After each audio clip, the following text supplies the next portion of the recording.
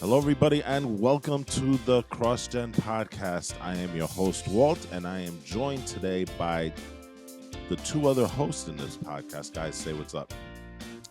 What's down? Hello. Oh, that's a little bit better. You need the microphone in order to talk. Yeah. So, Yeah, that's Using the how microphone now. podcasting works. little Boom. bit, little bit. I'm back. All right, guys. Today on the podcast, we are going to be talking about two things. We're going to be talking about WB's new game, the Multiversus, and we're going to be talking about, ironically, one of the best Predator movies to come out. That is the exclusive to Hulu film, Prey. But before we start, I do want to remind you guys, please remember to rate, review, and subscribe to the CrossGen podcast if you're listening to us on the podcast apps. That's iTunes, Apple Music, Google Podcasts, Spotify, etc., etc., etc. And if you're watching on YouTube, please rate. No, I'm sorry. Please like, subscribe, and hit the notification button so then that way you can get notified for all our awesome videos. Yep. And on that note, I think we should get started, right? Yep. So Eli was the one that was kind of like really excited about Multiversus. That's a free to play fighting game that's developed by Player First Games and published by the studio that's kind of been in the news, but not for very positive things. But anyway, Warner Brothers Interactive Entertainment. Now, this game, a lot of people look at it and they say it's a Super Smash Bros. Clone, right? Yes. But what Warner Brothers has done is that they've kind of dipped into their awesome stable of characters. You know, you'll have on this game people like Batman and Superman and Wonder Woman. You have the DC Trinity there, but you'll also have Shaggy. You'll also have what is it? Steven's Adventure, right? I think it's Universe. Oh, Yeah, Steven's Universe. Yes, Steven's Universe. and then Adventure Time is in here, right? Yeah. Yeah, Finn and Jake. Yep. So there's a Shaggy. Like I said, Shaggy's in this also.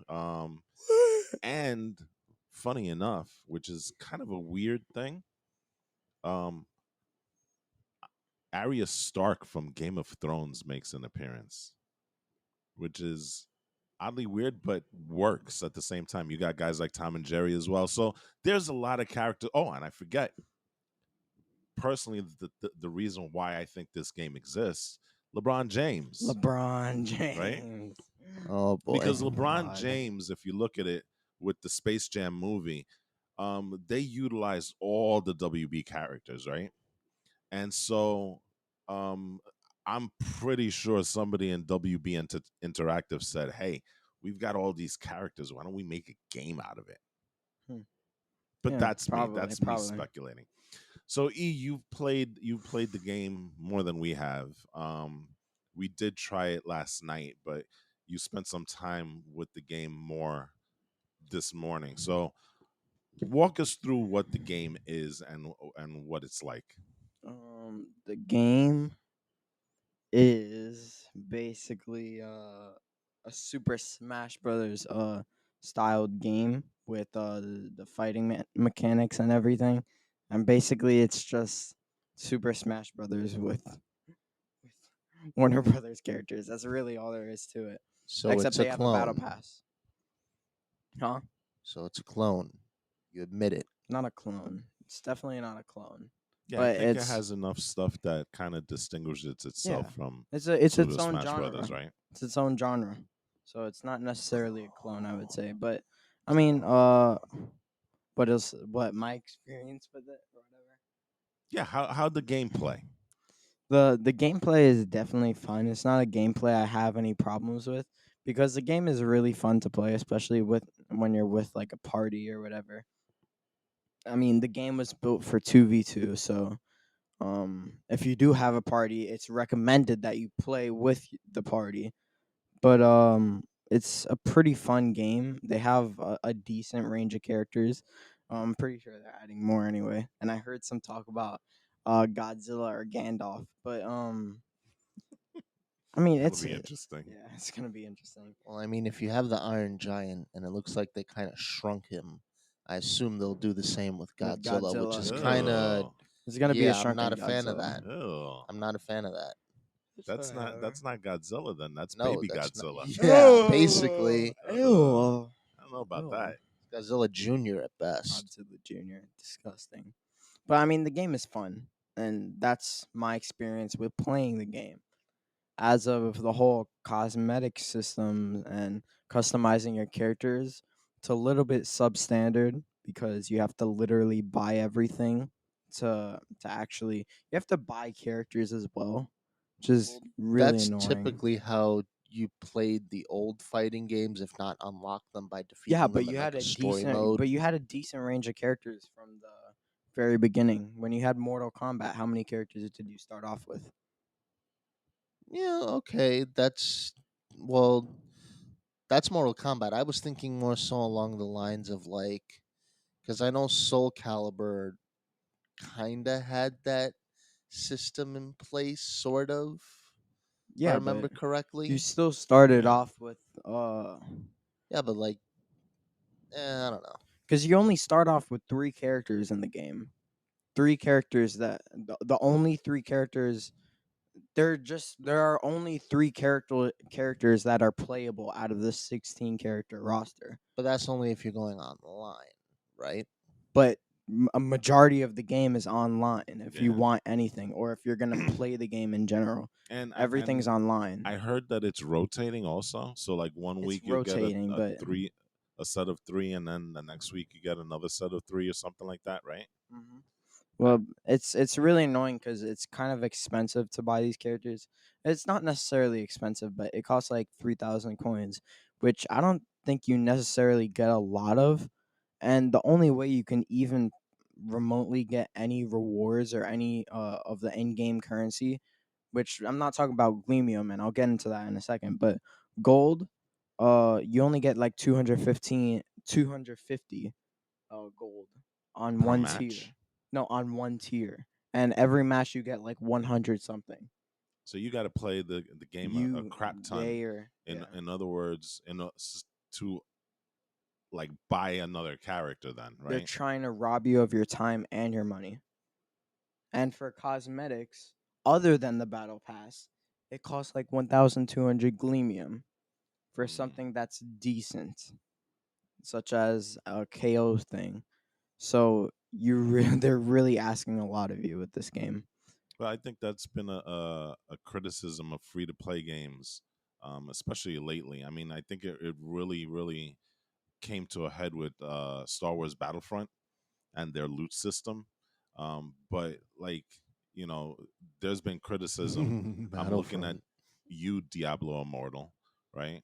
Where some of the games get you to a certain point, and then you hit that paywall where if you want to progress or get any better, you have to like pay and stuff. And I I mean, I, I understand the need to make money on these games because these games aren't cheap to make, but I think a lot of people would probably and tell me if I'm wrong, right? A lot of people would probably want to spend $60 on a game if it's worth it and you get all the stuff than being nickeled and dimed the entire way, right? yeah. I mean, that's how I Yeah. feel. If I want to play a premium game, I'm okay with paying a premium price for it. I don't want to get it free to play and then all of a sudden $200, $300 later, it's like, okay, I just got half of the game so far, you know. Yeah. So it's a little bit of an annoying thing. I mean, the good thing is that you can play the base game on its own. There's not necessarily a paywall. There's not necessarily a paywall that because you're not it's not stopping you from progressing. It's just looking cool. So you Hmm. said they had Superman 1 million, right? Arguably the strongest iteration of Superman in the comics. Arguably, Well, it cost more than the battle pass. that So makes sense. He is a god. yeah, but Batman the animated series skin costs more than the battle pass. it's a lot to ask for. That's So another kind of God, not the same, but it's stupid. So But it's before we move on, I do need to point out this game right now is in open beta, right? So this is not technically a finished product. finished product. So maybe there's things that they are going to fix along the way before they release their gold master, so to speak. Hmm. Um, so there's that. Now, one thing that we found a little interesting, right? Um, so you said this game is it's mainly built for online gaming. I mean, I think Hmm. clearly WB has an eye on esports with this type of game, right? Yeah, for sure. Um, but we did try the local gameplay, right? And one thing that we found interesting, and again, that's why I kind of referenced that this being an open beta, right? Is that if you're going to play any of the modes in local, you need to have either 2 or 4 players. You can't have 3 players, right? Hmm. Because it doesn't allow you to place bots. At least we haven't found it yet, right? Yeah. But it doesn't allow you to play bots to kind of fill up the roster, right? So either Hmm. you have to have 2 or 4 players in order to play this game locally, right? Yeah. Which is kind of Annoying. annoying and weird, Yeah. you know. I mean, the 2 player though was pretty Fun. fantastic, right? The one on and one. something Yeah. about LeBron beating who did you play yesterday? Um, Played I a was bunch of playing. Yeah, I was characters. playing a bunch of characters. I think it was Shaggy. Shaggy's my No, main right Shaggy now. wasn't the one who got You beaten didn't by Ultra LeBron. Instinct Shaggy? Huh? You didn't Ultra Instinct Shaggy? God. Excuse me. I think it was either Shaggy, Bugs Bunny, or Bugs Superman. It Bunny was was the Bugs. one that got Bugs kind of felled by sucks. LeBron James. Bugs Now Bunny also remember, got failed by did it my from Tom and Jerry too. God. Yes. But LeBron is yes, like OP, isn't he? yeah, apparently. LeBron is the best character in the game.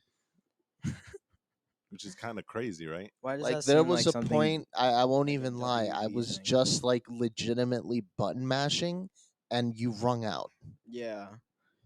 LeBron That is was the definitely first ring something out of the else. game. It's kind of annoying, but yeah, LeBron is supremely annoying in the game. Especially, I think it's LeBron and Arya Stark who are probably like the most annoying characters to play. But yeah, that's it. Okay. I mean, the game So is a little bit laggy, and that's it. it is a little bit, but like I said again, this is still an open beta, so they still have time to kind of clear out the issues that persist. And I've heard the same thing kind of happens in online, right? Where it does get laggy at some points, but for the most part, I want to say, you know, 80 to 90% of the game is pretty lag free, right? It Yeah. doesn't happen very often. Now, the one thing that I do have to say is that the UI can get a little crazy, and so a lot of people who have played this game recommend you going in and actually changing the UI because in a game like this where you have like that super Smash Brother type gameplay, and you have all this information, um, it gets a little bit hard to figure out what the heck you're doing at times because people get jumbled up, and then there's numbers and there's names and there's things like that kind of jumble up what the characters are doing, right? Um, so the premise of the game, obviously, if you don't know what Super Smash Brothers is that you're supposed to fight and you build up a a value, right? A damage value, I guess. And the higher you get, the more vulnerable you are to getting kicked off the screen, right? Yeah. Um, what Warner Brothers does a little differently, I guess, is that first of all, you can level up your characters, right? Mm-hmm. So I believe Eli, you have Superman at level 7 right now, right? Yeah. It Mm, also allows you to customize your characters, kind of like an RPG, because you do have 4 power up slots, right? yeah. and so you can change those according to what you get. You can open these up, and you have perk slots for offense, defense, and special You utilities and it's whatnot. basically skills. Yeah, it's basically skills. So it's the skills that pays the bills, right? Mm-hmm. The cool thing is, and again, this is going back to the whole the main mode is 2 versus 2, right? Is that these skills can stack each other if your other teammate has the same skill. Hmm. So there's a level of strategy that's involved here, um, that I don't think is present in some of the other games. Yeah, there are a lot of classes. Like I heard offhand, and saw offhand too. There's like an assassin class, a mage class, which is very small. I believe it only consists of Tom and Jerry and Bugs Bunny, Hmm. bruisers, and a lot more. Yeah, Hmm. And then of course the hybrids too, which is a whole other thing. right. The hybrid is dealing with so you have the classes, right? And then you have the things that are called horizontal, vertical, and hybrid, right? And that deals with the level of attack that you have. So if you're a vertical fighter, and I think the example that we saw was Batman, right? The Hmm. vertical fighter means that his attacks has a tendency of hitting your character upwards. So if you're going to ring out with a vertical character, most likely you're going to hit them out upwards, right? As Hmm. opposed to the horizontal, they have a tendency of their attacks being more straight along the x-axis, right?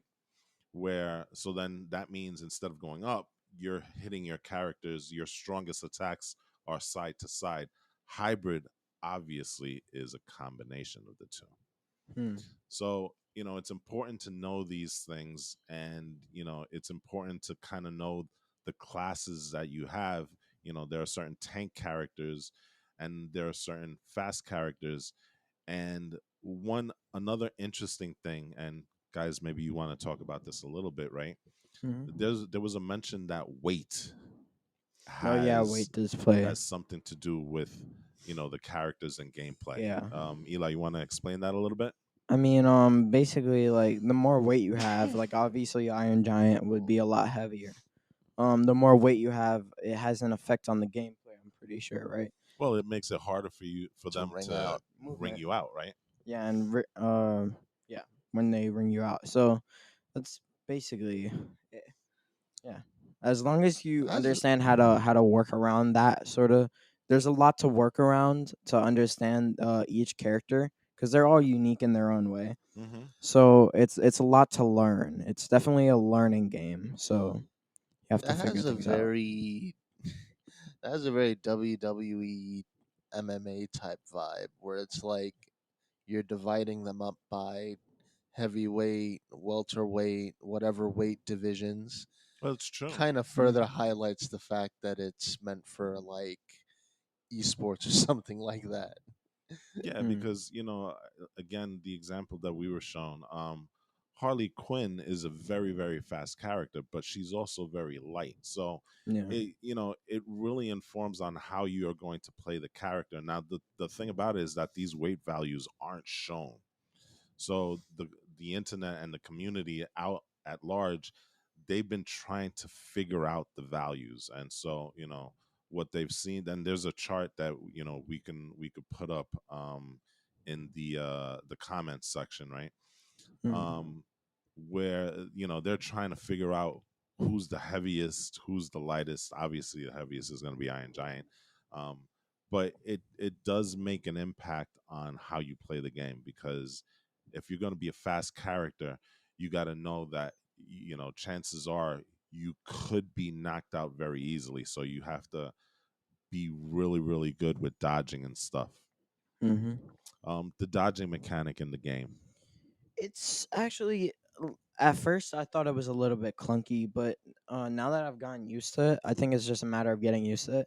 It's actually pretty decent. All you have to do is just it's very much like Elden Ring, where it negates the damage and you have a small window. So yeah, it's normal dodging. It's very interesting. I've only tested out with the, I guess you could say, the lightweight characters, not the Mhm. heavier weights. But it's really fun to, like, especially on online. I'm messing around with kids, um, and it's just really fun to just mess with them by dodging all of their attacks, and then not even trying to fight them, just dodging attacks. I'm like UI Goku. I'm just going freaking nuts. So it's definitely a fun experience dodging and Yeah, stuff. and there's an addition of a jump dodge, which apparently Jump isn't dodge. something that's normally associated with these games, if I Yeah. remember correctly. Right. And I Mhm. think one of the best um ways of using jump dodge. Jesus Christ. Dunch, Dunce Dunch. job. dinner and lunch. There you go. Dunch, we know Dunch. what's on Dunch. your mind You now. know. Wait, Dunch. But Wait. the game Oh, does it's Leonard. the game does something different from Super Smash because when you fall out, you can wall jump as opposed to grabbing on. And so one of the effects is that you can use this jump dodge as you're coming up Yeah. off the ring because otherwise as you're coming up, if you don't use it, you'll just get thrown out of the ring again. So it Mm. just adds another way of kind of like saving your you know what, Yeah. you know. I think it's very interesting that they did that, and it really just goes to show how much more optimized this is compared to Super Smash Bros. Because in Super Smash Bros, if you ever play that game, you know that if you're a beginner, it's literally impossible. Once you're knocked off the ring, you're done. And it's basically impossible for you to get back up because what you have to do is, you know how they have vertical attacks in this game, and what is it? And I forgot the name. Vertical and horizontal Yeah, you know how hybrid. they have vertical attacks in multiverses. Jesus Oh Christ. yeah. Jesus Christ. Wow, for a game that's Multiverses. so great. Yeah, yeah. Vertical attacks in multiverses when done in Super Smash Bros. And let's say you're knocked off the ring, I don't think you can wall jump. So No. you have to spam vertical attacks, and there's only a limit. So you have to make sure you conserve energy to at least get you on the ledge of the wherever the state What the do they call that? Tournament battlefield is. winners. Huh? Tournament winners. I When guess you I when you don't get know. knocked off. Yeah, but Um, it's annoying as hell in Super Smash Bros. That's why I like this game a lot more. so this game So does yeah. does improve on the Super Smash Brothers um, kind of mechanic, right? Mm-hmm. The gameplay. One last thing before we move on. Um, this being an open beta, uh, what do you guys think of? And I know this is something that we were not complaining, but we were surprised at the lack of levels that are out so far. You know, Actually, I um, mean, yeah, are you happy with? First of all, you're happy with the lack of levels right now, and I know again open beta, right? yeah. But do you like the design of the levels? I mean, there's a couple of cool ones, right? But Yeah. I'm going to be frank here. And let me preface by saying I'm not a fan of Super Smash Bros. But the one thing I will say from the few times I've played and almost thrown a controller at the wall is that their levels are actually decently designed for as much as I hate them. I cannot say the same for multiverses. They seem very for all the interesting stuff that's kind of going on in the background, it's plain. it's bland.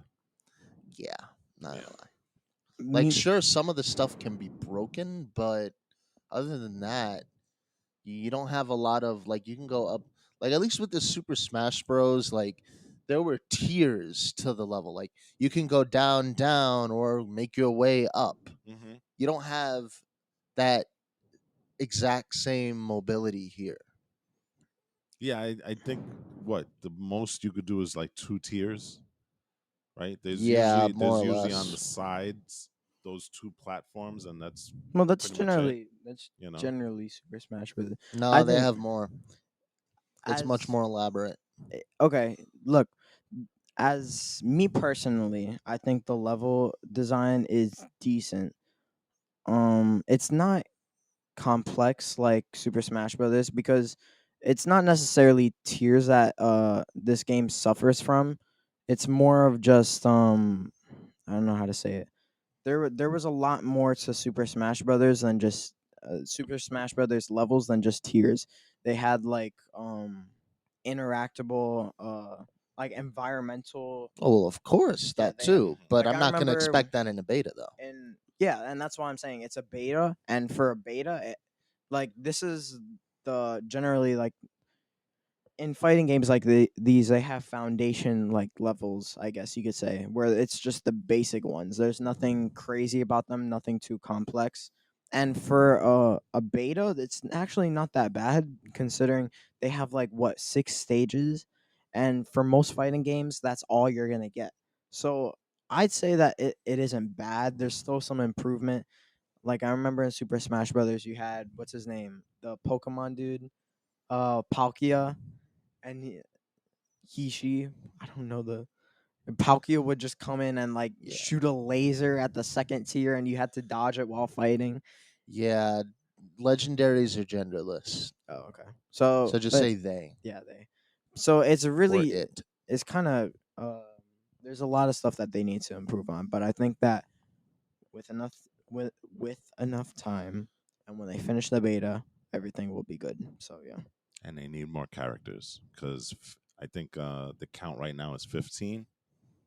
I They mean, need more that's still characters. pretty generous, yeah, it's like but it 15. could be more, especially since we're used It's to more these days. it's And it's WB. generous. They have a ton of characters that they can grab and put in, you know? It's generous, but you can't. The thing that I hate about it is that you only get 3 out of the 15. You're talking about online now. Yes. Well, online is the basic. That's basically the game. If you're gonna play this game, you're gonna play it online. So yeah. Yeah, so I'm sorry, it's like about 18 characters. But they did mention that the first set of new characters is going to be showing up pretty soon. I believe season 1 of the battle pass officially starts August 15th, and 2 days. Rick and Morty is Oh, coming I heard about that. August 23rd. Guess what? Actually, no, never mind. But you're probably gonna have to buy the battle pass or do something to get Rick and Morty because I know they're not giving you that for free. That's definitely for sure. So All right. Um, I can't wait until he unlocks Sheriff LeBron, oh god, you know, and stuff. All Jesus right, so Christ. that is Multiverses. Again, it's out in open beta. You can go ahead and download it. It's on pretty much every platform available. It's on Microsoft Windows, PlayStation 4 and 5, Xbox One, and Xbox Series X and S. And so, definitely go check it out. Uh, it looks like it's a lot of fun, and it looks like it has a pretty good foundation for WB to kind of build on it. Um, so we're definitely going to be playing this game, and we'll give you updates on how this thing goes. I think you said you might be streaming this on Twitch at some point. I might be. I might Yeah, be. I so don't we'll know. see. So there's that. All right, let's move on to our next subject. And yes, this is What? something that AJ was looking very much forward to. And we're talking about the film, the 2022 film Prey. It is Right. the fifth installment of the franchise, and it's a prequel to the first four films. And it's very important for me to say the first four films because it doesn't bring in AVP, those two films, into continuity, right? Those Technically, things it kind of kind of. Oh, sorry. no, please. Technically, it also throws the Predator to the wayside. Thank God. Right. So it does it this movie does a lot of weird things like that, right? I feel like we're almost getting into the X-Men type of universe when it comes to continuity Yeah. with the Predator Yeah. universe. So it's supposedly, again, it's supposedly a prequel to the first four films, and it is directed by Dan Trachtenberg, and it stars Amber Midthunder, Dakota Beavers, Michelle Thrush, and the Predator Dane DeLagrio. And this Predator is very, very different from any Predators that we've seen before, but we'll get into that a little bit later. So the story is set in the northern Great Plains of North America, and it's set in 1719, and it follows a Comanche warrior, or she wants to be a Comanche warrior named Naru and her tribe, right? And I gotta say, I found that the setting was interesting because it's not like a setting that we've kind of seen in the Predator franchises before, right? The Predator franchises have always been either in like hot, sticky jungles or urban scenarios, right? And usually during the summertime when it's the hottest, right? And there's a reason for that, isn't there, AJ? Yeah. Well, this one was also set in the summer, just not nearly as hot. It didn't look it either, but I can assume it is. But that's besides the point. Anyway, the reason why they normally come during times of heat is A, because they just prefer that. And B, well, I mean, if you look at what heat does to people sometimes, makes them go crazy. So there's that chance of violence, right? Oh yeah. Very, very violent. You know, another reason, and it just kind of dawned on me. And I don't know if you've ever thought about this also. Another reason why maybe they come during the summertime or times of extreme heat is that they don't do well with cold. Debatable, No, but in that terms of movie, them being able to see stuff. that would actually help Help them. them, yeah. There's more of a Humans are hot. yeah. Everything That's true. else is That's true. cold. Yeah. Okay. Yeah. Well, you know what? That thought that dawned on me just went out the window. So It's all right. um, all right, but yeah, that's kind of the reason why. Um, so the story is about Naru, and she is a female warrior, a female wannabe warrior, right? She's training and stuff like that, and she finds hardship because the male her male counterparts of the tribe, I won't say don't respect her, but they don't view her as a warrior. You know, they don't view her as having the stuff to be a warrior. And so that kind of drives the entire film because it's her quest to try and prove not only them but to herself that she can do it, right? And so that's the backdrop that we get the Predator, and the Predator just kind of gets dropped off and starts doing this thing. Now the movie posits this as the first encounter of the Predator on Earth, right? That's First at time least they ever touched down. that's where we get the sense, right? Yeah. um and again, this is kind of why we say that AVP is definitely not canon, with regards to this film, because in that set of movies, they've always framed the Predators as being here from way back, like at least the earliest Egyptian times, if not earlier. Like the Inca, Maya, like around there. Okay. Ancient civilizations. Yeah. So let's talk about Prey. let's talk Pray.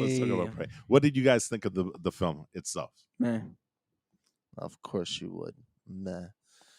Okay. So we're probably going to talk about this a little later, but Prey has a lot of subtext that if you don't pick it up the first time, I'm not going to lie, it's going to take two or three viewings to at least pick on some of this stuff.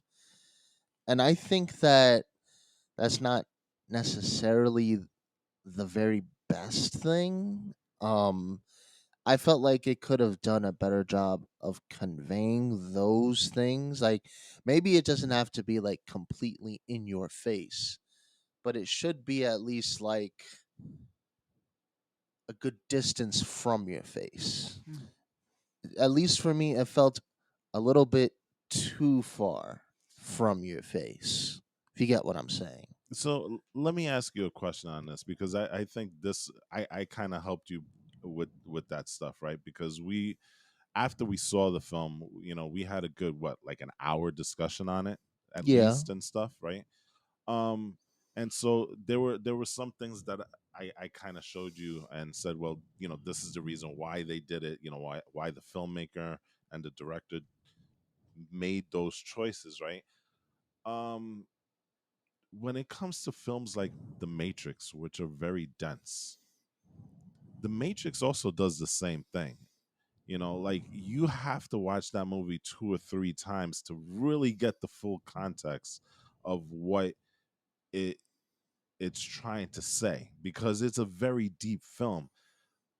We don't and this is why I find it interesting because you hear that and it's like for certain films it's a positive thing, but why is it for some films it's negative?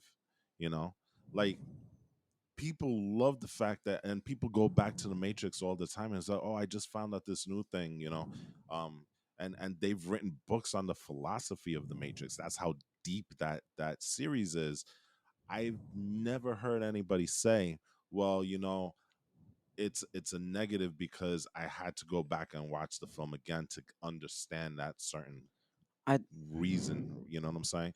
But with other films, and not just Prey itself, but with other films, it's like, well, you know, it should have been more in your face. Not saying that it should, but you know what I'm trying to say, right? Yeah.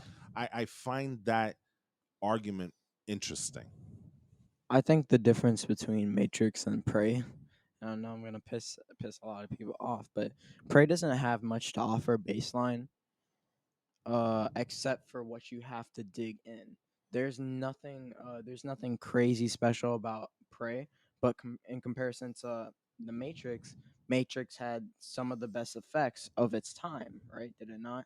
And it also had a decent story to tell. Prey doesn't. I won't say it has the most fleshed out story because it doesn't. And its effects. I mean, okay, its effects. That it's not necessarily Prey. That doesn't apply here because it's just I think what really brings Prey out, what really made it a decent movie, what basically the only thing that carried it was its action. Otherwise, the story wasn't that great. I'm gonna say that now because there's nothing to offer there. The action was the only thing that carried it, and that's the only reason why people would. Uh, that's the reason why people probably would dislike watching it a second time to understand more about what's deeper in the movie. Um, because there's nothing to. It's not. I don't know how to say it. The foundation of the movie isn't interesting. The other stuff is, but you have to dig for that. So otherwise, why would you watch the movie a second time? Okay, It's weird. I that's don't fair know. enough. That's a pretty good argument. Um, this is a movie that has been in development since 2016. Um, Wow. and it's Wow. interesting Wow. because this was kind of working alongside The Predator, which you do not like, right? Um, it wasn't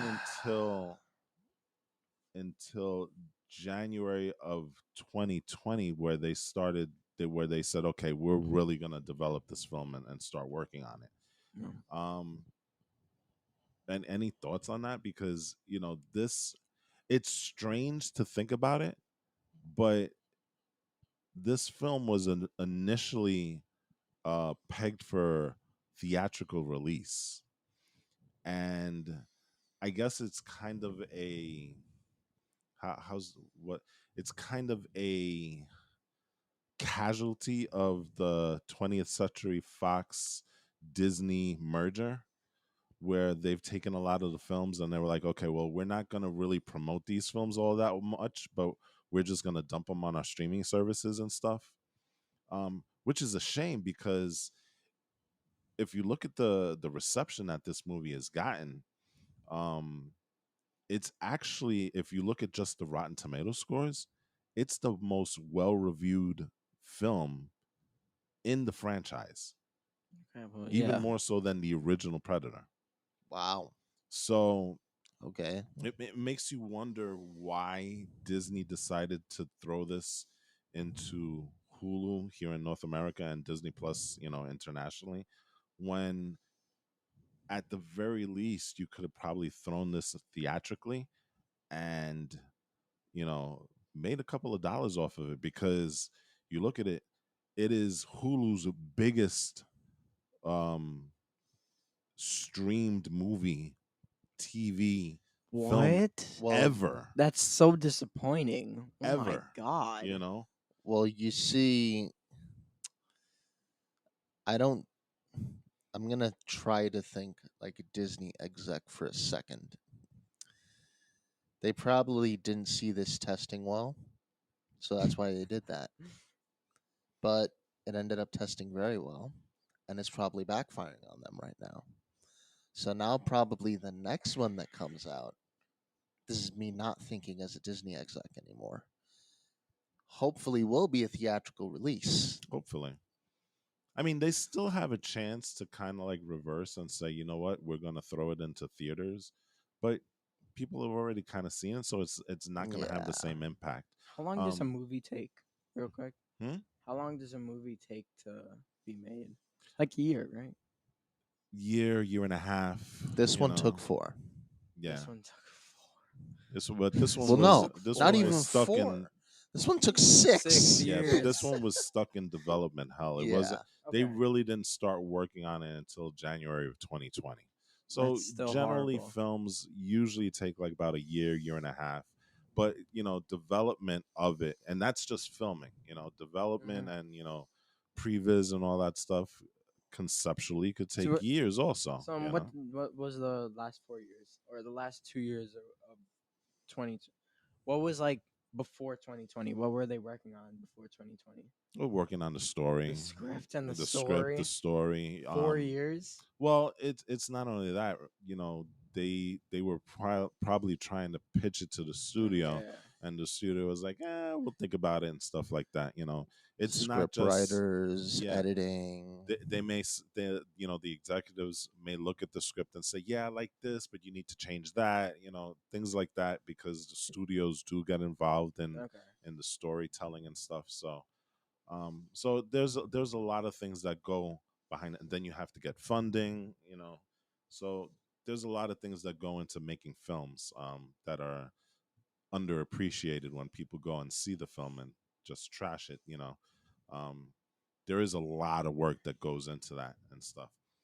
But um, let's talk about the Predator itself, because the Predator, like I said, is kind of a different type of predator than we've seen before.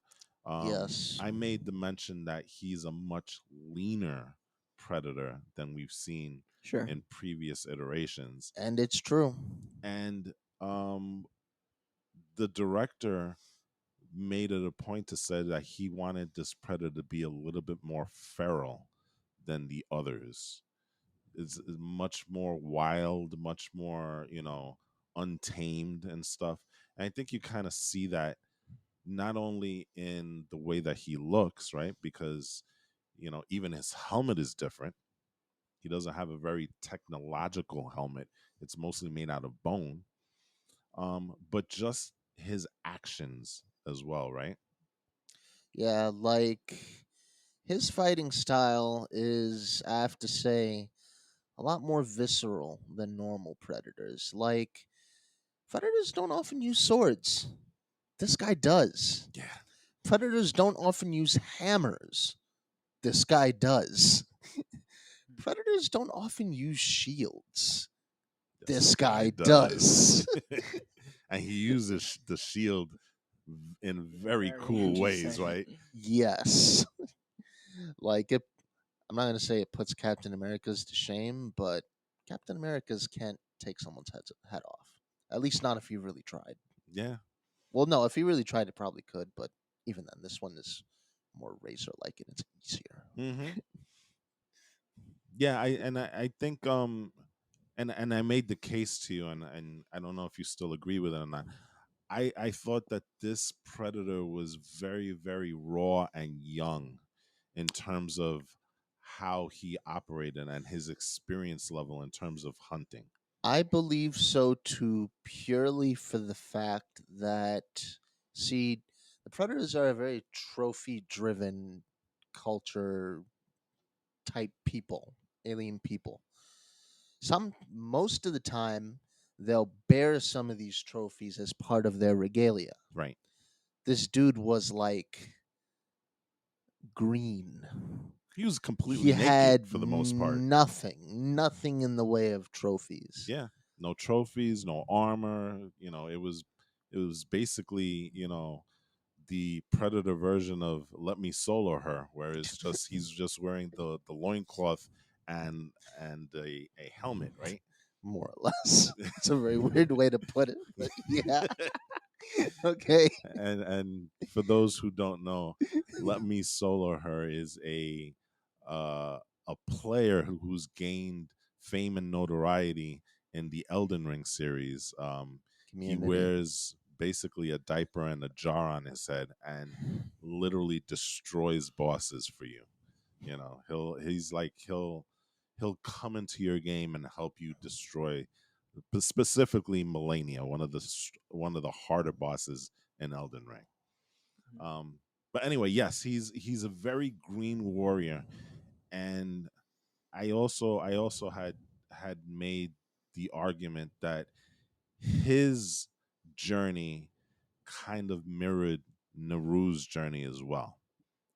Like they were kind of these two parallel tracks, and they were always going to crash into each other. You know, because let's talk a little bit about Naru, right? Naru is a character where she's shown that she's a very, very capable fighter, but she's learned a lot of this on her own. Um, the tribe refuses to recognize her as a warrior. Um, the other tribes warriors don't take her seriously. Even there's a part of her brother who kind of doubts her as well, right? And so, that drives her to be a better warrior. And I think, and again, we were talking about this earlier, I think the fact that she had to train by herself made her the only person in that tribe that would have been capable of defeating the predator. Yeah, because of how out of the box her training was and all Right. that stuff. Yeah, I can kind of see that. Yeah. Like one of the things, spoiler alert, in terms of the movie, it should be up by now, but you know what? Now we're actually like really, really talking about stuff that happens in the movie. One of the things she does, which kind of takes her tribe members by surprise, is the thing she does where she makes like a rappel or Or the axe. yeah, like She puts she a string on it to recall it back. yes, Hmm. and they're like, what? You need a leash for your axe? When see, and that kind of, I'm not gonna say shines a light on their ignorance, but it's clearly something they never would have thought of and couldn't really see the use for. But it ends up being an incredibly effective tool during that throughout the course of the movie. Right. And not even just dealing with predator, but it also saved her life Yeah, because she got stuck in a mud bog, right? yeah, the bog. So and using that tool enabled her to get out. So they were on similar paths because and I can't remember the name of the thing that she was on, but you know in order to progress and become a warrior, you had to hunt what hunted you, right? That Yeah. was like the initiation or whatever. And I can't remember the name of it because it was a very specific Comanche name to it. And I'm gonna search it while we talk about it. But her journey, her she ended up being the one hunting the predator as the predator was hunting her. And for the predator, it was kind of vice versa, also, right? Yeah. He was on that similar path as well, where it ended up that he had to hunt Naru because Naru was hunting him also. So these two, they were kind of on similar paths, and I thought it was fascinating that the director chose to take that tact, right? Having two very very inexperienced warriors, but they ended up being the ones at the very end that survived, right? So I know you weren't too crazy about the film. Um, any specific reasons aside from the fact that it just didn't seem interesting? Was is there anything specific that you can say, oh well, this didn't work for me? The movie wasn't very complex, and I know it's a little bit to ask for movies, but it had a very basic storyline. And even digging into the movie, there wasn't really anything crazy that you could find out. Sure, you had this stuff with a younger predator, and they were both on the same path, but even still, it's not interesting or complex to me because it doesn't really hold that much value in the grand scheme of things. If it played a lot more into the plot, I think, which it sort of did, but That it was the was plot. it was so vague. And like I said, it's just there's nothing very complex about this movie. It's a basic story with a basic lesson to tell and just nothing more. You're too used to the MCU. It's not the MCU because the MCU is the exact same way. It's basic. There's nothing new or complex about any movie in the past couple of years that we've had. So, I mean, I guess I have really high expectations, and I guess maybe I should lower my standards for movies, but Prey is definitely it's definitely one of the it's not great for me, at least. That's just my opinion. There's nothing to offer here. Okay. Um, Before we wrap this up, there's a couple of things I do wanna mention. In terms of some of the actors in the film, and this is going to be a little behind the scenes and stuff, but I always find this stuff fascinating. First of all, I do want to speak on the actor Dakota Beavers, who played um, Naru's brother. He played Tab, so he was the older brother.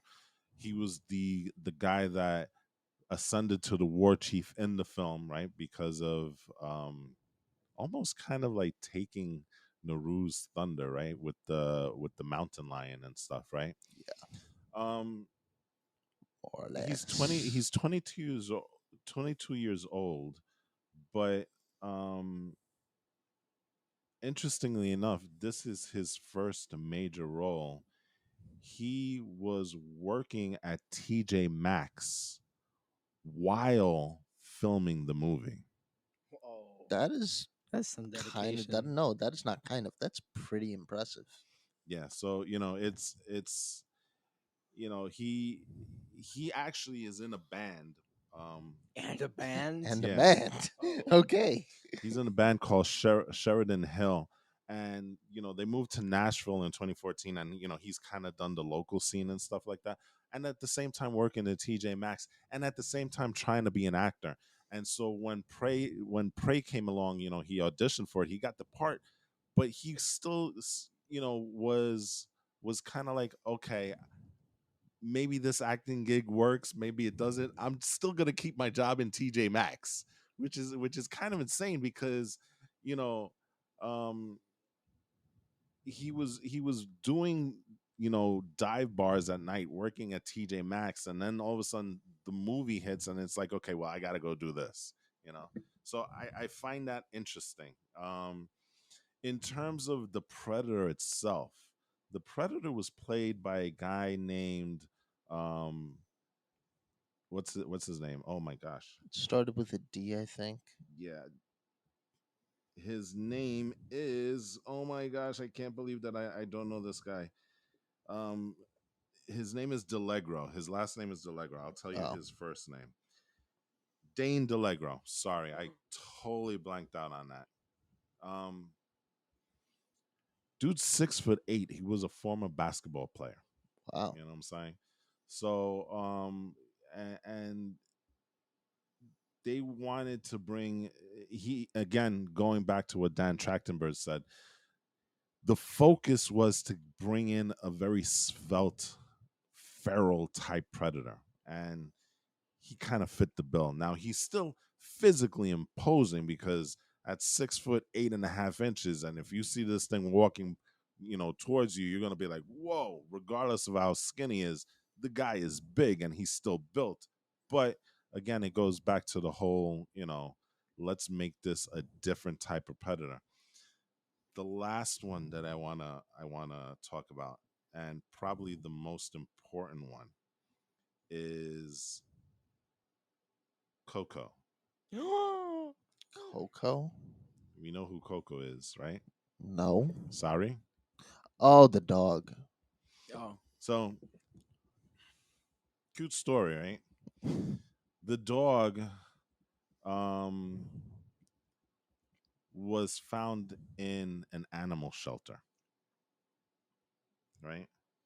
Mm, They grabbed this little pup from the animal shelter, right?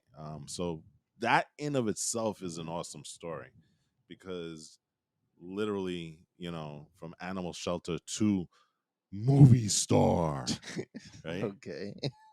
But even more interesting is the level of involvement that Coco had in the film itself, because Okay. Coco, in a sense, forced himself into many of the scenes.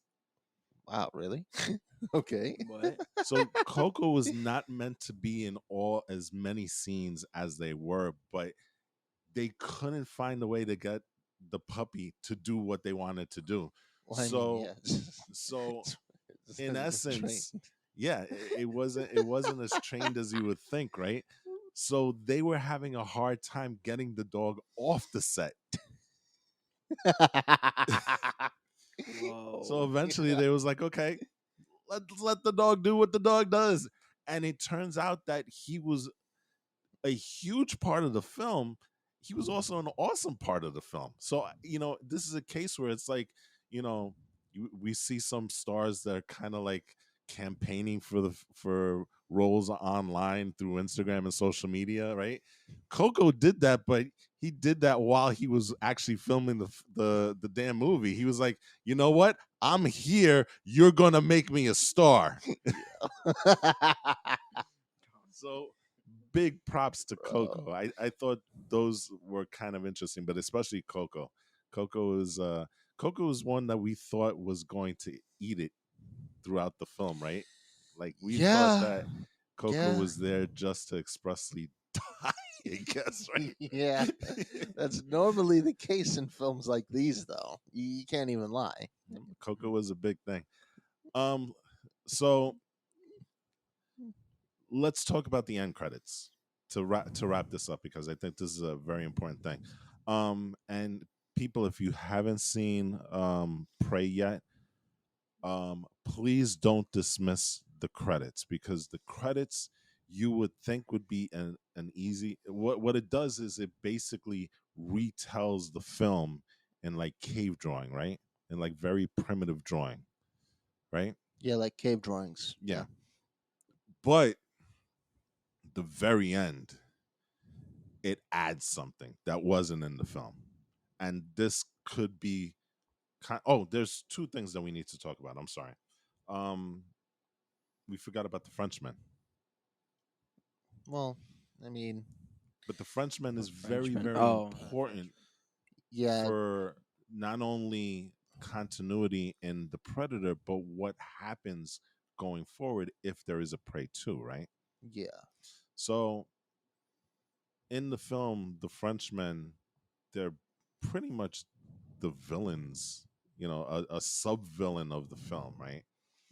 But there's one very, very interesting prop that we need to talk about. That's the gun that shows up in Predator 2. Yep.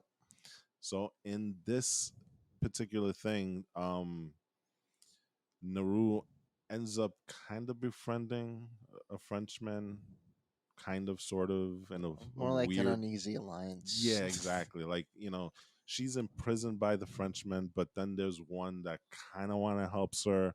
Um, and it's in his best, and he's like the translator, right? Yeah. So he ends up teaching Naru how to use a French pistol. French pistol does become a very important thing at the very end when she's fighting the predator, right? But it has greater consequence because this is the pistol that in Predator 2, when Danny Glover defeats the predator of that film, the clan, I guess, of the predators The afterwards, elder. right, the elder, grants him a gift. And that gift is that pistol that we see in Prey. So, that being said, now let's talk about the end credit scene. He gave him a. They gave him. Oh God! They gave him a French pistol. Yeah, it's kind of It's like a one of their tradition. trophies. Yeah, Oh, it's like a tradition, that they do that. If you're able to beat somebody, then we gift you something of importance to you as It's not the first like time a it's been done. reward. You know oh, what I'm so saying? they Like killed. in, They like killed in, her. that's what I mean, not AVP2. That's what Prey 2, that's what might happen in Prey 2. So We she don't know exactly dies. how that's going to So play out, let's but talk about it because what is the end credit scene that I'm talking about? well, at the very, very end of the storytelling sequence of the cave drawings, you see some very ominous clouds with some very ominous figures slash objects in it. We do. And what is that? Well, I think it's pretty obvious. Those are Predator spaceships, Not one, not two, but three of them. which I'm not gonna lie is a What? little overkill, but They sent in 3. I mean, it might just be one big one, and that's just the clouds around it. I don't see any reason why they need to send three of their Star Destroyer class ships to Earth just because one died. She killed like the president of the predators. That was not Yeah. an elder. That was not an elder, very clearly. But maybe it was like an elder inhabiting like a younger predator's body. Magic doesn't exist. Well, the implication is that They're they're coming coming back. Okay. for revenge. We don't know, right? Well, But at the end of they're the movie, hmm I probably should mention that in tandem with the Predator's greenness, there is a reason, an actual reason, why the Predator is here to begin with. The reason why this young blood, What? as they probably would have called it, it's kind of a term that they use in the books, is here on Earth, and why he's killing literally every single thing he sees is because he's scouting. You have to remember that the Predators are a trophy hunting based race, and they haven't been to every single planet in the galaxy or universe, whatever. hmm And as their first time on Earth, they got to figure out, okay, well, is this going to be a hunting grounds or is this just going to be a one and done, this place is boring kind of place, planet? So that's why you see it killing something as small as a rattlesnake to a wolf, which poses not that much of a threat, to even a grizzly bear. What? And that had your favorite scene where he was literally bathing in its Yeah. blood. Coolest scene in the movie. And eventually, humans, which eventually do kill them, kill it. And see, normally when one of theirs dies, that doesn't make them like, oh, okay, we should back off. No, no, no, no, no, no, no, no. That just means this place is a great hunting ground where we will be challenged and forced to evolve and rework our tactics. Whoa, that's cool. Can they time travel? No, You sure? I am very sure. The race Time of travel would completely destroy this franchise. That would be cool. No, no, Predators no, time no. traveling. the race of predators is actually has a real name. It's the Yota, the Yeah, Yocha. Yautja or there's a way there it's Yautja, I think, maybe with an I in there somewhere. I don't remember the exact uh spelling, but that's basically the premise of the spelling. Mm-hmm. As for how you pronounce it, good luck with that because I don't even Yautja, know. Yeah, it's a something like very that. yeah, So at the end of the film, intricate. Naru comes back to the tribe with the decapitated predator's head, and in similar fashion to how her brother ascended, she now becomes the war chief of the tribe. Um, we see that in the film. We also see that in those cave drawings as well, right before the predator quote unquote invasion of whatever it is that's going to happen. So the implication that we can infer from that is that if there is a prey 2, most likely she's going to die, Yeah. you know. Yep. So I mean, spoiler alert for prey 2, but you know what They I'm had to saying. get that gun somehow. Exactly. So somehow that gun ends up in the possession of the predators. And like I said, most likely what it is that she is going to be um, killed, Maybe we'll see a proper hunting party murdered. this time. Yeah. Because normally a hunting party, again, I say normally a proper hunting party comes in threes. And even though the movie isn't canon anymore, that was a tradition that was started not only in the comics, but with the movie AVP, which is no longer canon. Yep. Good. No, not good. That was one of the better ones. It was okay. Better Actually, it than was The no. I think Predator. that was that one was decent. It's pretty good. That's with the alien queen, right? Yes. Yeah, it was okay. It was pretty good. Thank God the Predator basically not written out. I mean, but overall, what are you guys' opinions? But yeah, I think this is the best thing we've gotten since Predators, and I'm happy. And that's not okay.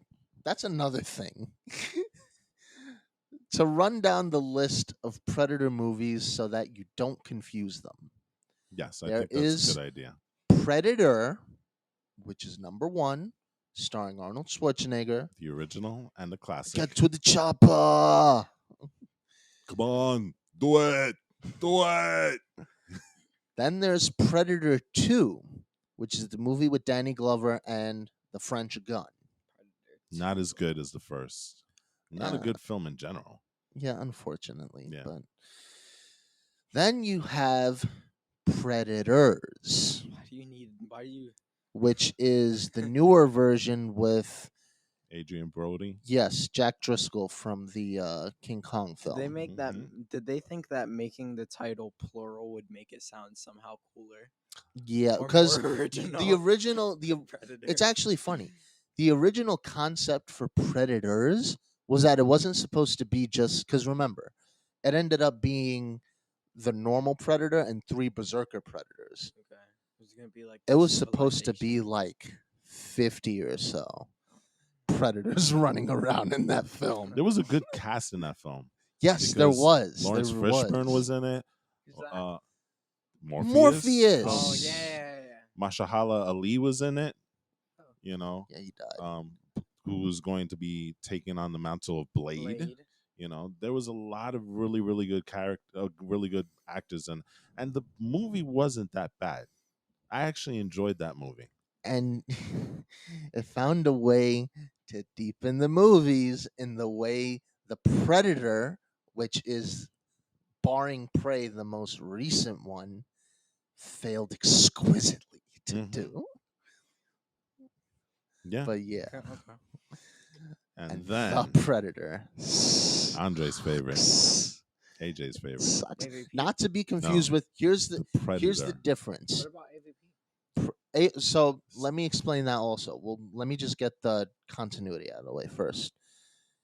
Predator, starring Arnold Schwarzenegger, is not to be confused with the Predator. There is a the in front of Predator. Wow, how original. That's what also demarcates it as something that supremely sucks. I'm sorry to say. Okay. That one's starring Boyd Holbrook, right? And Who's that? the guy that played the Corinthian in That sucks. I like Sandman. him. So he was the main star along with what's her name? Olivia Munn. Yes, Olivia Munn was in it as well. So those were the two And main stars of that Gordon film. was in it too, and such a waste because I like that actor too. Yeah. But yeah, the Predator. Now let's go on to the non-canon anymore. Even though technically the Predator is not canon anymore, purely for the fact that it included stuff from AVP. Wait, so So you can easily write it off the now. continuity is Predator, Predator 2, the Predator, Predators, then Prey. Prey. Well, actually, if you want to go timeline order, it's Prey, Predator, Predator 2, Predators. And What then about the the Predator, the Predator can be written out because it includes stuff from AVP, which has long since been abandoned as not canon. At least up until the Predator, which is now clearly not canon I'm anymore. confused, but move on. So then you have this is like the completely non-canon territory now. AVP. Honestly, one of the best versus films of all times, in my opinion. Also a great cast. Well, it was a pretty decent cast in my Yeah, I opinion, think at the least. first one had Sanaa Lathan in it Yep. in the lead role. What? I don't remember the know second one who all that that is. much though. Yeah, Requiem? it wasn't that good. Yeah. AVP Requiem There's- was not great. Who was in that film? Unfortunately, it rather fleshed out a concept that I enjoy really well, which is the predomorph, which is basically the hybrid of an alien and a predator. that sounds like some B movie type. Yeah, nobody was in that film. Yeah, unfortunately. Secretly, the predators and the aliens had an affair, and then they had a baby predomorph, and then Well, the predomorph ends you're up not. ruling over the entire empire of predators and aliens or something. Well, that's actually an interesting discourse there because, first of all, that is what happened in AVP, although not the way you framed it. What ended up happening was uh, Scar, which is the predator that survives to the end. I thought you were talking about the Scar from Scar. Lion King. No. Each of these guys have names. Th- Like the his first name's predator to Scar. die in that film was called the Chopper Predator. The chopper predator? No, it's called or the Chopper. The chopper? Yeah, because he had huge blades. That's why. There's a reason behind the names. Second one to die was the Celtic, who honestly has the best mask in Celtic, all of them. Celtic seems like he has the best name. Yeah. And then Scar, which is the dude who marked his mask because he didn't die. Did they name themselves that? Was that the one from the first one? No, No? the first one died. right? Yeah. I'm struggling to remember. It's Okay. because the masks look very similar. He Yeah, had a yeah, very okay. classic mask, Wait, do the predators ever speak in the human tongue? only to Yes. mock them. Yeah. Like the when- first in like- the first Predator, right? In the first Predator, he did. In the second one, he said, when Danny Glover said, "You are one ugly looking," Oh Mhm. yeah, I remember there and was the then dude, and he was like in the middle of the minefield or whatever, and his body was like he was like dead, but they had like a voice recording. oh well, that's different. That's He was like, oh well, yeah, that too, yeah. uh, But anyway, "Do they wait? And they Real laugh. quick, real quick. Do well, they laugh?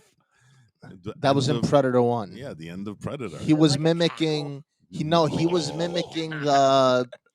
He was mimicking. Oh God, what was his name? It wasn't like Bobby. It was something else.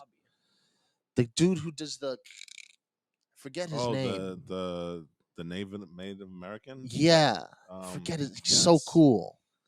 he was the coolest one Yeah, out of all of them. I but need to anyway, watch these movies. No, yes, it was a building evil laugh. It was yeah. like, Oh God, that's the Predator's laugh. That because he was mimicking and he was doing a very Native specific American thing guy. at the time, right? Have Yeah. they ever referred to each other as their names? Like, do they ever say, "Hey, Scar"? No, that No, they name don't the talk like that. names the names What are up, dude? given by the community based on their mask. Wait, so the humans name them No, after? no, no, no. No. The fandom.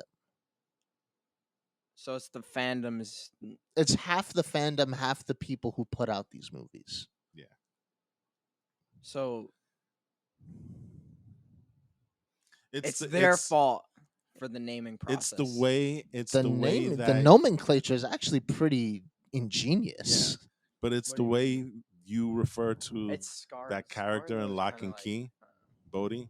Lock and Key is kind of like. Well, you call him the Boaterman. Yeah. It's kind of like that. Okay.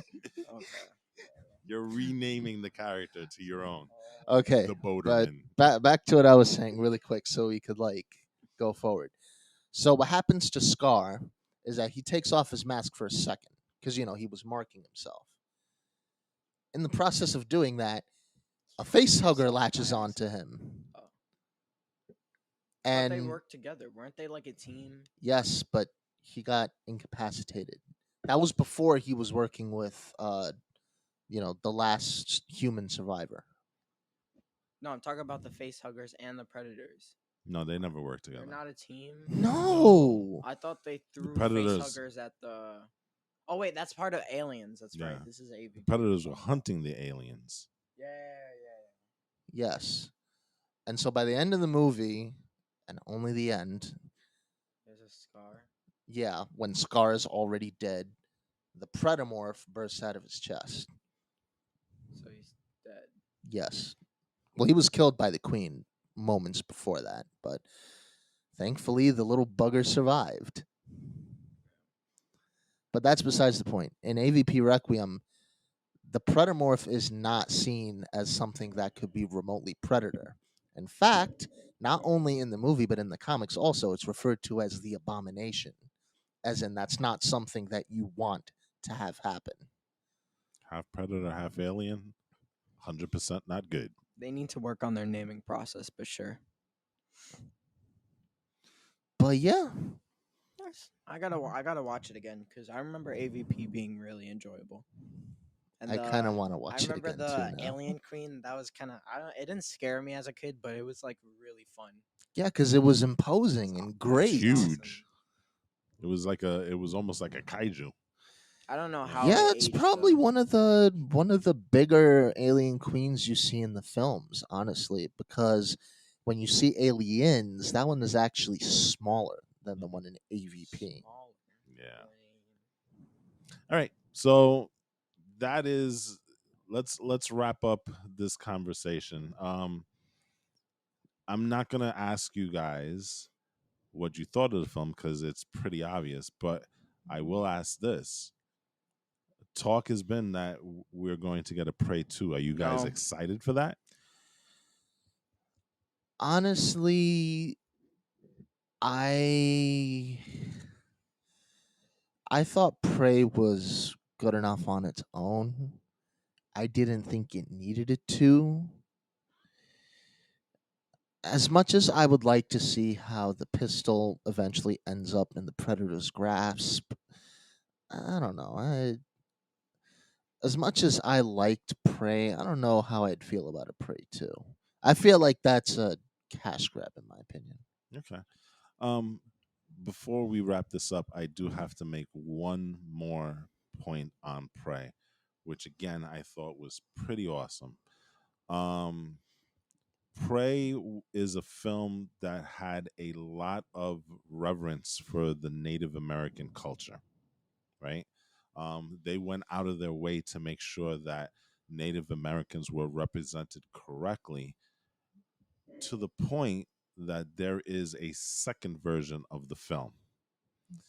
That is the Comanche dub, or the Native American dub. I don't know. I don't remember exactly the thing. Now, when we first saw the film, and we saw this with, you know, my nephew, your cousin, right?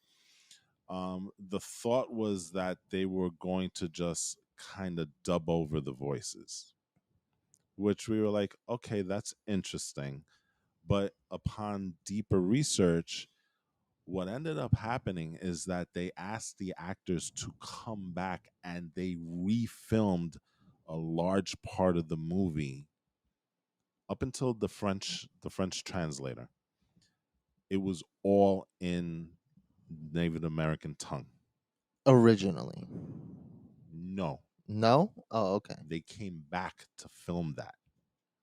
So I thought that's very interesting. I do want to watch it in that edition, that version, because I find that to be fascinating. Now, I believe, if I remember correctly in researching it, they did transition. Um, they didn't film the entire. They didn't reshoot the entire film like that. It goes up until the point where um, the they meet up with the French translator, and then from there it transitions into English. But that's a pretty big chunk, and that's a pretty sizable investment in Fox and in Disney to bring back the actors to kind of redo the scenes again, because that's a big part of the film. So kudos to 20th Century Studios and Disney for doing that, because that that's just awesome. Representation matters, and to have that respect for the culture, I think, is a great thing. So Yeah. just wanted to point that out. Cool. All Yeah. right. On that note, we're going to call this episode. I hope you guys enjoyed it. Please remember again to rate, review, and subscribe if you're listening to this on your podcast app. And if you're on YouTube, please subscribe, like, and hit that notification button. We also have a channel on there as well, a playlist called CrossGen Play, where us knuckleheads, you'll see us playing different video games. Right now, AJ is on part 13 of Informal Gaming, where he is playing Elden Ring from start to finish. And he's getting requests from different people to do different things, which I think is really, really cool. You should definitely check that out. He's also on Twitch as AJ Ultima. That's actually transitioned to Diablo Ultima. Oh, okay. So there you go. So his username on Twitch is Diablo_Ultima, or Diablo. Yes. Okay. Yes. So definitely go check him out on Twitch when he's doing his streams. You can probably, gain a lot of knowledge, because the kid knows everything about Elden Ring and all its little secrets and stuff. Um, Eli is in a weird state right now in terms of cross cross gen play, because he's been doing a number of projects. He finished his Elden Ring run through. I am the And boss. I am the boss. yes, I am the one who knocks. if there is one video that you guys should definitely check out, is his video finding the Elden Beast. It is a classic video. It is a video that gives me pure joy just watching him beat Elden Beast. I'll leave it at that. Definitely go check that out. But he's also doing Dark Souls 3 Was and maybe Bloodborne, right? might. Yeah. And right now I think he's thinking about changing up again maybe to do something different. We'll see. Maybe. Maybe you'll see a little multiverse It's a mystery. there. It is. So right now, I finished my Elden Ring run, and I'm going through Ghosts of Tsushima, the Iki Island expansion, and we're going through that. We're gonna try and play that, from start to finish. So definitely check that out. So, like I said, if you like gaming, if you like streaming, definitely check out the CrossGen playlist in our channel. And yeah, that's about it. So, um, guys, I think we're at the end of our stream, at the end of our episode.